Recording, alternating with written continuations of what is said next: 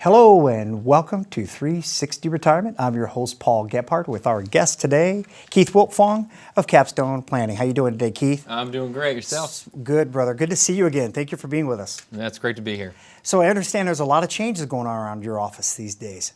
Yeah, absolutely. So the one thing that we're doing, we're expanding and growing. We're actually building our own building. It's going to be 6,400 square feet. Wow. And we've actually designed a room in there that's going to be COVID compliant. It's a great area where we'll be able to have wine tasting events and great little client events. Will be fantastic, and we can 100% control the environment. Right, and COVID friendly is a key word these days. Yes, right? absolutely. Very good stuff, very good stuff. So speaking of the growth that you guys are experiencing, yes. Some folks want to know, the buzzword today is, what is a fiduciary? Why should it be important to me? Yeah, so what a fiduciary really is, it means that they have a legal obligation to put your needs ahead of the needs of the advisor, what's really truly in your best interest. So there's two main standards. There's the fiduciary standard, and then there's also the suitability standard. And unfortunately, the vast majority of advisors are only held to that suitability standard. So they offer what's suitable, but not necessarily what's best for you potentially. And that should be on everyone's. Yeah, and right? I think when you walk in, you assume that, hey, everyone's always going to have your best interest in mind. And unfortunately, that's not always the case. So we always recommend that if you're currently working with someone, ask what standard are you held to? Are you held to that fiduciary standard? Good stuff, good information. What does the initial consultation look like when someone comes into the office? What different types of things will they need to bring with them? Could you explain to them a little bit what that looks like? Yeah, we try to keep it as flexible as possible. So our first visit is really a discovery visit. One of the first things that we always say is like, where are we today? And then also, where do we want to go?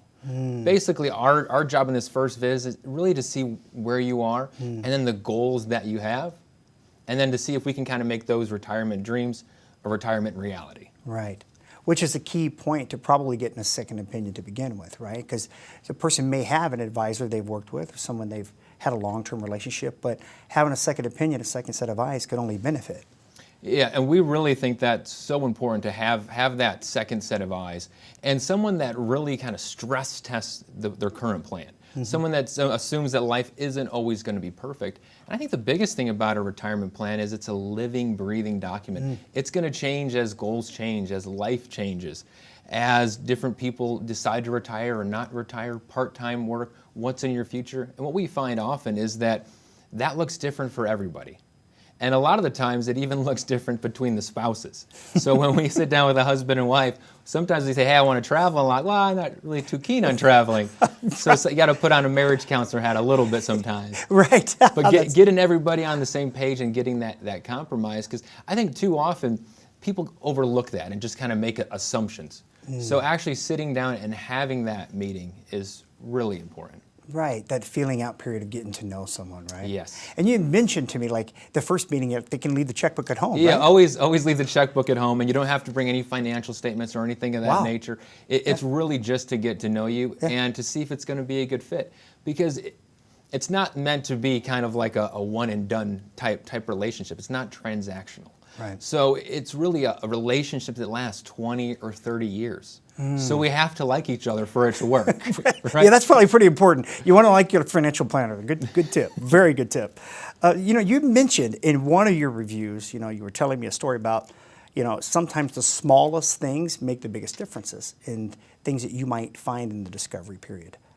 Remember, I think it was a story about Enron stock, I believe, right? Oh yeah, this goes back a little bit before I joined the firm for Capstone Planning, but sat down actually with my father and in the early 2000s and had about $1 million plus inside Enron, and very dedicated to the company, relatively high up there. And we sat down with him and his wife, and he's just completely against any type of diversification or anything, just very gung-ho about the company. At the time, he had decent reason because, all the papers and everything looked really good.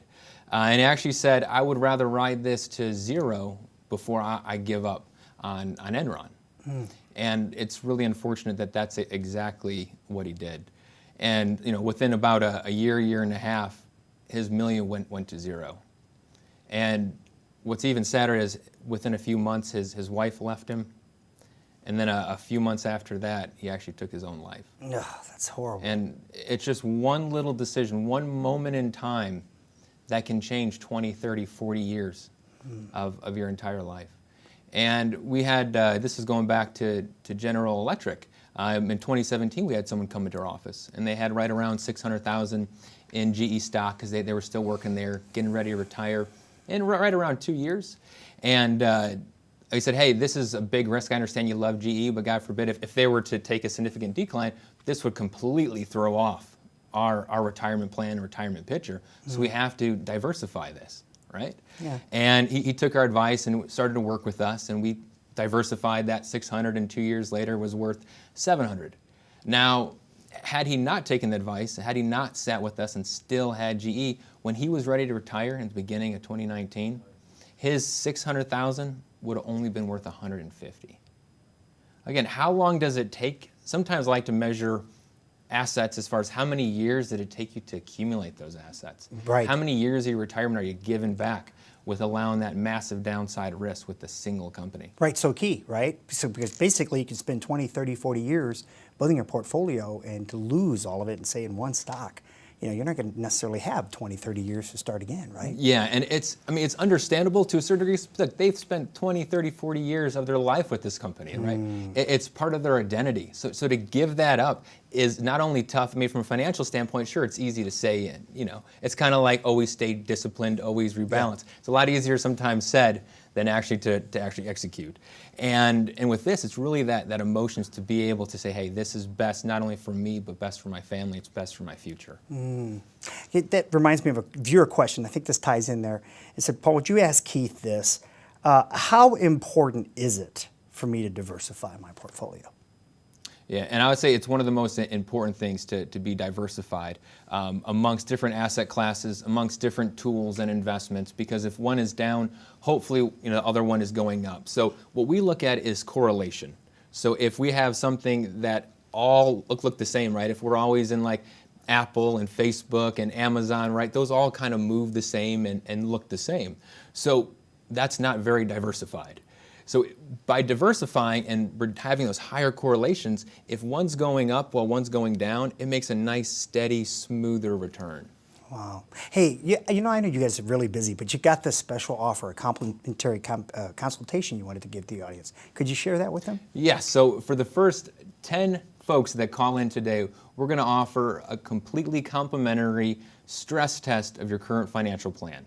So you'll come in and we'll actually stress test that plan that you have in place. And if you don't have one in place, that's okay. We'll actually build one and we'll also stress test it for you for the first 10 callers. So you call 888-222-4498 to come in and see us. Again, that's 888-222-4498.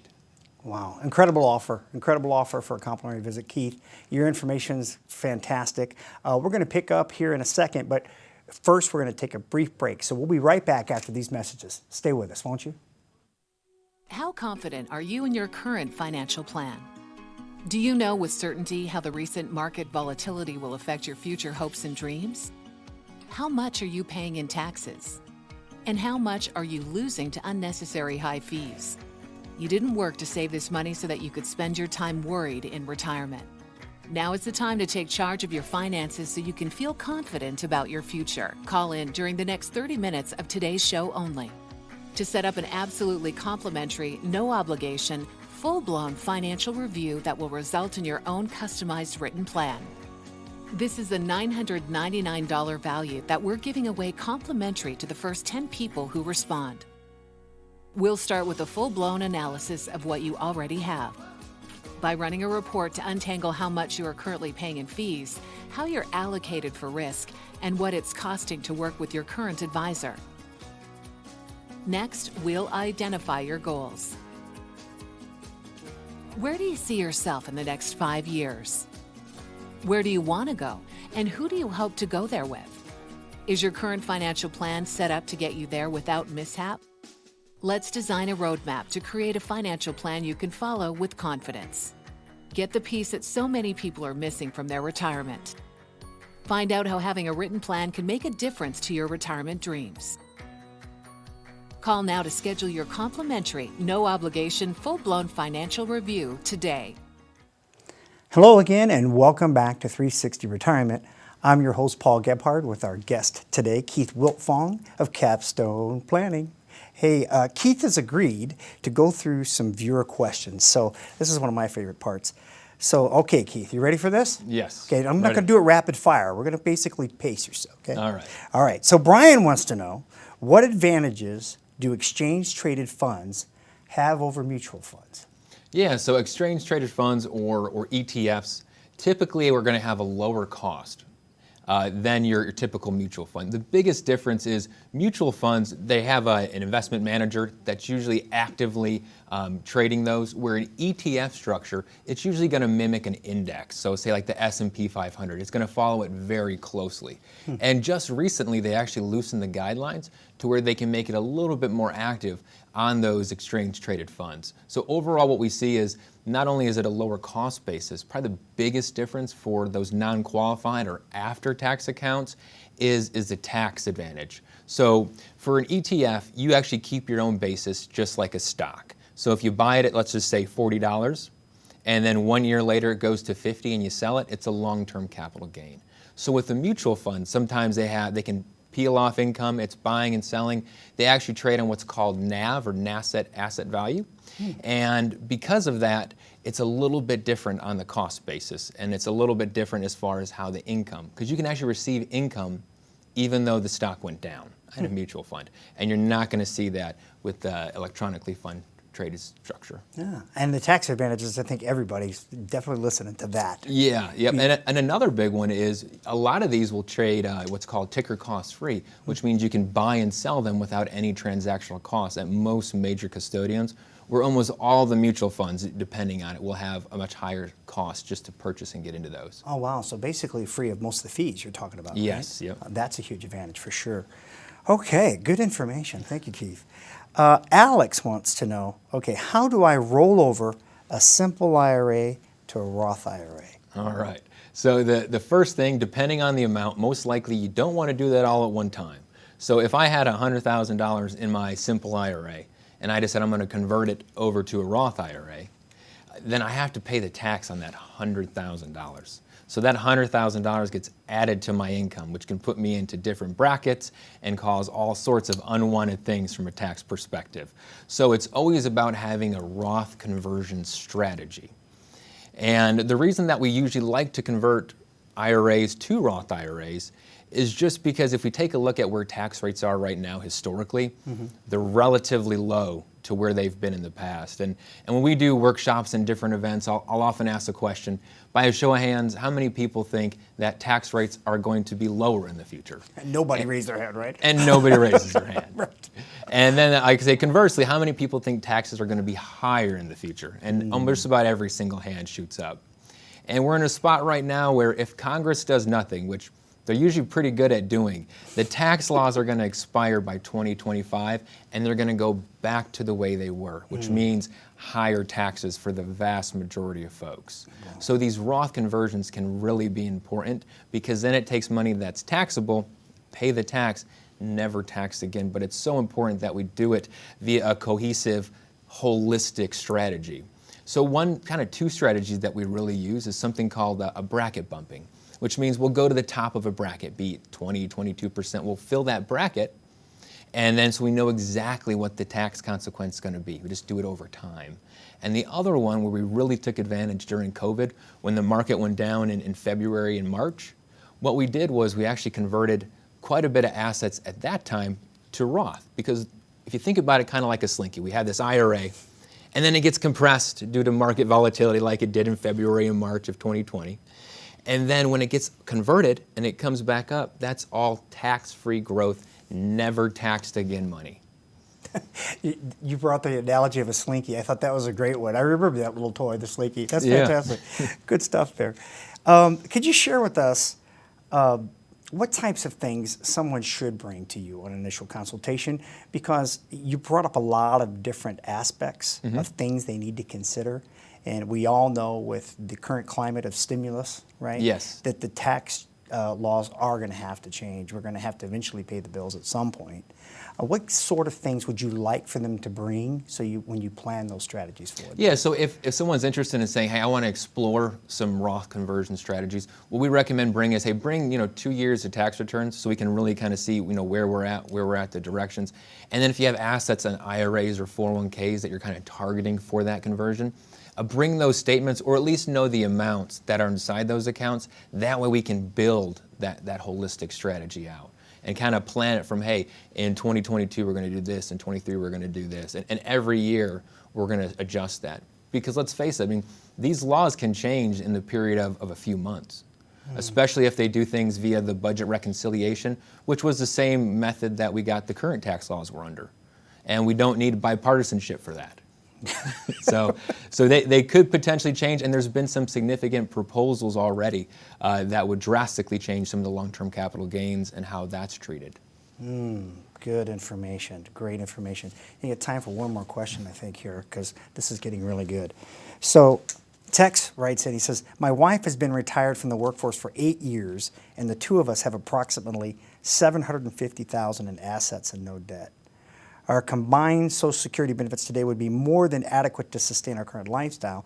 Is there any point in waiting an additional 3 years to retire at full retirement age if I can comfortably live off of Social Security benefits now? Yeah, and I would say you don't have to wait to retire. We always like to make work optional. I think that just significantly reduces the stress that, hey, if I can walk in and quit tomorrow, I feel better about my job. But for a lot of people, it's that emotional connection. It becomes part of their identity. But as far as for Social Security timing reasons, for the vast majority of folks, what we recommend is we want to wait, at least for the higher income, till a later age because it better protects the surviving spouse. So for Social Security, when one person passes, you basically get the higher of the two. So if the higher income spouse can wait till 70 and earn those delayed retirement credits of that 8% plus the cost of living and have a much higher Social Security benefit, when one of them passes, it's not such a hit to the financial plan. And that really delves right into that. This is why we stress test it. And there's another multitude of reasons as far as Social Security is actually a tax efficient asset. And then we also have IRAs. If we spend down some IRAs, we're going to lessen the burden for our required minimum distributions that we have to take at 72. Thank you for that, Keith. Thank you. The phone lines are getting really busy, so we wanted to run one more time with your offer to the viewer. Yes. So for the first 10 callers that call in, what we're offering is a complimentary stress test of your current, or if you don't have one, that's all right. Just kind of come into our office and we'll build a plan and stress test it for you. But what the stress test is going to compromise is we're going to take a look at the retirement portfolio. We're going to take a look at various scenarios. What if someone predeceases? What if I live a very long time? What if I live a very short time? And we're going to take all that into account and run a number of different scenarios. So go ahead and give us a call now, 888-222-4498. Thanks, Keith. Well, I know you guys are getting excited about meeting with Keith and his team. He's got some incredible strategies I know he's going to share. We're going to dive into some more topics like long-term care and life insurance after a break from our sponsors. Stay with us. As a good saver, you've been putting away money during your working years. Studies find that the biggest fear of retirees is running out of money. Market volatility isn't just the downward movement of stock prices, it's the size and frequency of change. The more dramatic the ups and downs, the higher the volatility. This can put savers who are newly retired or a few years away from being retired at greater risk. Today's generation of retirees is not receiving traditional pensions as our parents or grandparents did. Instead, we have retirement accounts such as 401ks or 403bs. These accounts typically expose your money to market risk. The last thing you want right before retirement is to lose a portion of the money you need for income. But how do you turn these accounts into a retirement income? Is it safe to keep all your retirement money sitting in the stock market? The last thing you want is to lose a portion of the money you need for income due to market loss. By working with a financial professional, you can learn how to turn a portion of your savings into an income stream for life and income for the life of your spouse if you're married. We all have moments in our lives when we wish we had taken action sooner. Don't let procrastination reign on your retirement parade. Act now before it's too late. Please call our office to set up your no-cost, no-obligation retirement income review today. Hello again and welcome back to 360 Retirement. I'm your host, Paul Gebhardt, with Keith Wiltfong of Capstone Planning. And Keith was sharing with me in a break about a little bit about his family. So you were talking to me about, I understand your dad's a retirement police officer, correct? Yeah, that's correct. And that's really kind of how Capstone Planning all got started back in 1997. Is he actually had an opportunity. He put in about 15 years and they lowered it from 20 years and out to 15 years and out. So at the same time, my mother, who was working as a critical care nurse in Rockford, Illinois, had an opportunity to become an agency nurse down in Florida for a year. So the pay was great, and they said, hey, you know what, let's take a year sabbatical down to Florida. And then he was really good friends with the police chief up there, and the plan was, hey, we're gonna go to Florida for a year, and then come back and I'll line up this police chief job, where we'll kind of go back to life as usual. So we moved down to Florida, my brother and I about 11 and 13 at the time, and he was just going to be Mr. Mom.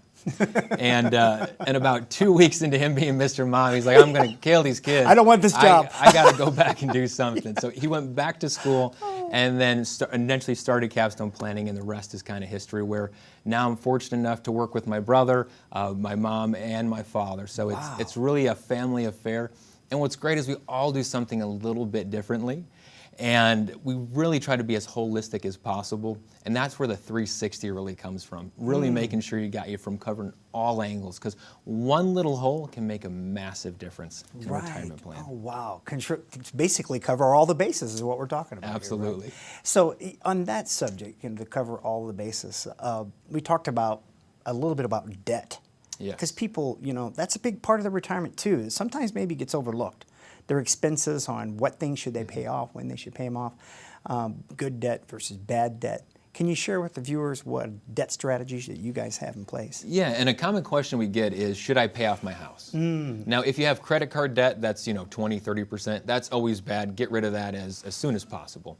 But if we have home debt, and let's just say we have an interest rate, you refi and it's 2.5%, a lot of the times it can make financial sense to keep that debt and then invest the other amount. Because if we can make more than the 2.5% in an investment strategy, we're actually benefiting from that arbitrage. And the biggest difference is with investments, they have that compounding effect, where when you're paying off debt, it's, it goes down and down. And if your house is paid off, that's great, you don't have the payment anymore, but you really can't do anything with the equity unless you want to go out and get a loan or refi, or later in life sometimes you can maybe reverse mortgage, something like that, but you have to loan against it just to get anything back out of it. So it's very personal. For some folks, I've said, hey, financially you shouldn't pay off your house, but to a certain degree it's an emotional decision. It's like, I would just feel better, sleep better at night if I had zero debt. Yeah, that freedom feeling that you get when your house is paid off, because it's such a large amount of debt, right? It is, and so a lot of people say, hey, this is my largest expense. And I say,